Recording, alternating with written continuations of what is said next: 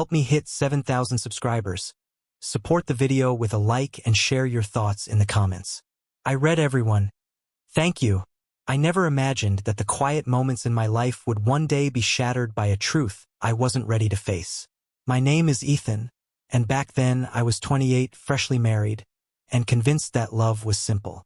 I thought our bond was unbreakable, that what we had was sacred. My wife, Clara, had a laugh that could light up a room, and her eyes had this curious sparkle, like she saw the world in a way I could only admire. Life felt uncomplicated, at least for the first few years. We had a small apartment in a bustling part of Manchester, cozy and warm, filled with little touches of us. Hand-drawn sketches of our adventures, mismatched mugs in the cupboard, and the faint scent of her vanilla candles. Everything seemed perfect. Then, one ordinary Tuesday, everything changed. Clara came home from work looking uneasy. That nervous energy, the way she avoided eye contact, made my stomach twist. She wasn't the type to hide feelings from me, so I knew something was coming. I asked her about her day, casually, but she barely smiled. Instead, she took a deep breath, sat down and said, "Ethan, there's something you need to know about our baby." My heart sank, though I didn't know why. "What is it?" I asked, forcing calm into my voice. She hesitated, twisting a strand of her hair, and finally whispered, "The baby. The baby isn't yours." Felt like the floor beneath me had vanished. Words failed me.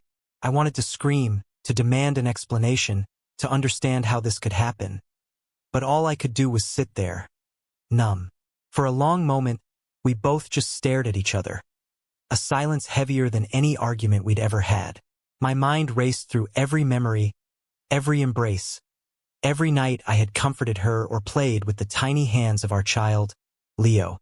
Was it all a lie? Clara's eyes welled up, but she was also resolute. "I never meant for this to happen, Ethan." I was confused.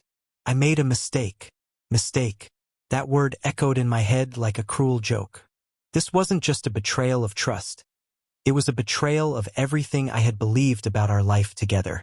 I felt like I had been living in a dream, and now someone had pulled the rug from under me. I remember standing up, pacing the living room, trying to think clearly. I loved Leo with all my heart. He was mine in every way that mattered to me. But the truth of his bloodline, the proof of Clara's secret, made it impossible to ignore the reality of our situation. That night, I made a decision that would haunt me for years. I packed my things, kissed Leo on the forehead while he slept, whispering that I loved him no matter what, and walked away. I didn't yell, didn't slam doors, didn't make a scene. I simply left. It was silent, deliberate, and final.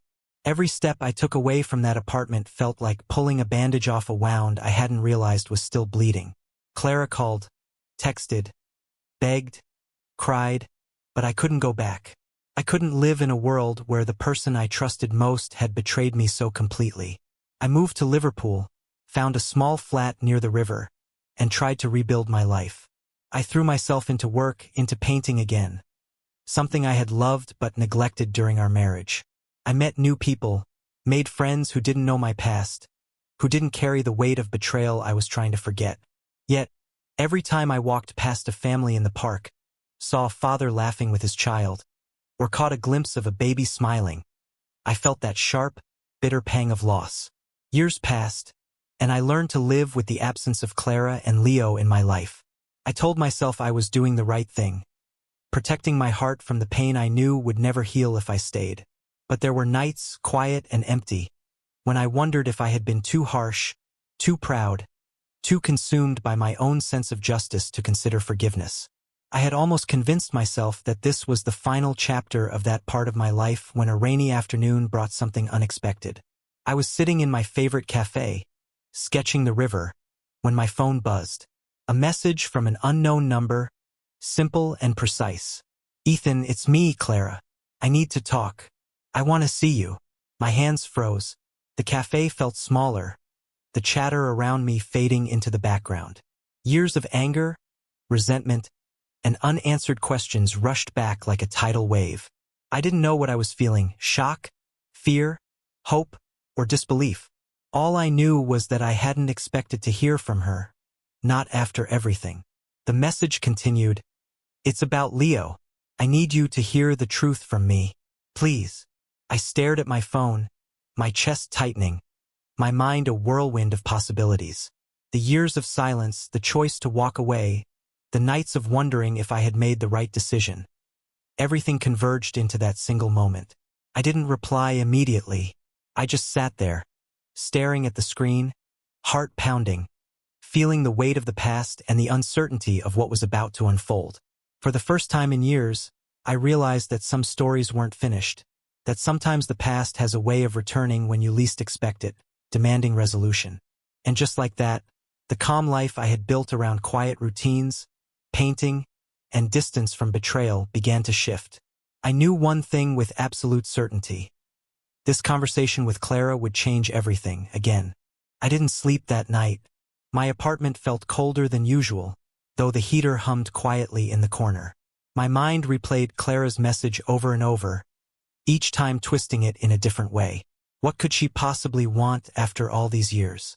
Why now? And most importantly, what truth was left to tell? The next morning, I received another text. "Ethan, I'm at the old cafe on Brook Street. Please, just come." I hesitated. Part of me wanted to ignore it, to preserve the fragile calm I had fought so hard to build. But another part, a part one hadn't fully admitted even to myself, felt a pull I couldn't resist. I grabbed my coat, took a deep breath, and left. The drizzle outside mirrored my mood perfectly, soft and unrelenting.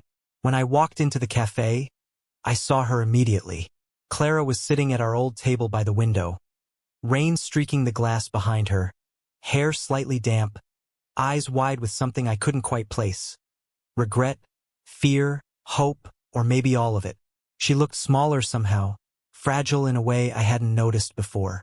She waved me over. I hesitated, then walked to the table. We sat in silence for a moment, the kind of silence that carries years of unspoken words. Finally, she spoke. "Ethan, thank you for coming," she said softly, her voice trembling. "I owe you the truth, all of it. About Leo, about everything I kept from you." I nodded, bracing myself. I was young, scared, and I made choices that I regret more than you can imagine, she began. "Leo, he isn't biologically yours, but he has always been yours in every way that matters.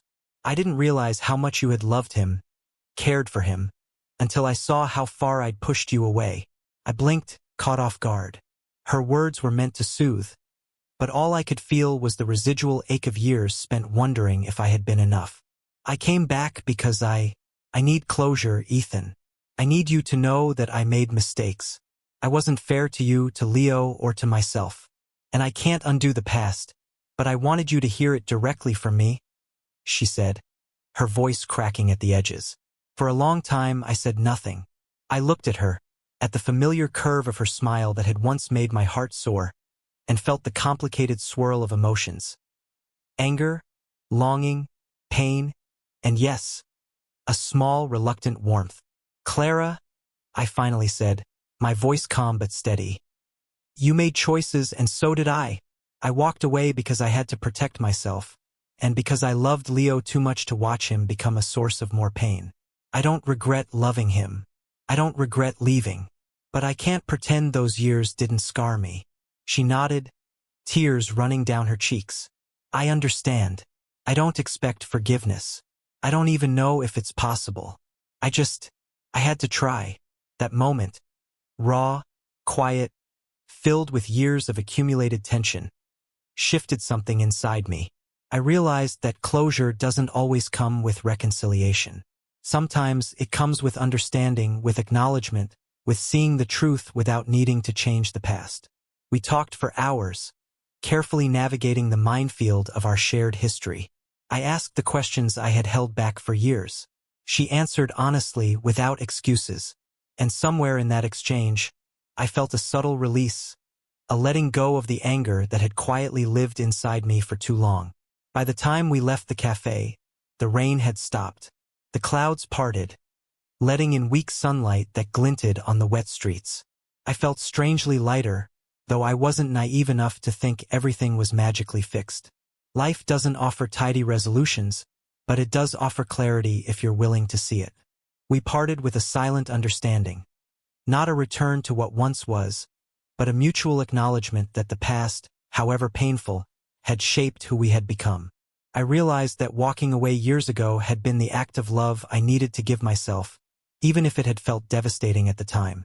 And seeing her again, confronting the truth, reminded me that forgiveness, even if only for myself, was possible. Weeks later, I would see Leo again. He had grown taller, his laugh a little deeper, his smile brighter. He didn't know the full story yet, and maybe he never would. But I knew one thing. No matter the circumstances, the love I felt for him was unshakable.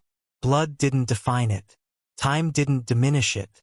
And truth, however late, had finally allowed me to step into a new chapter, stronger and unburdened. Life had taught me a lesson I would carry forever.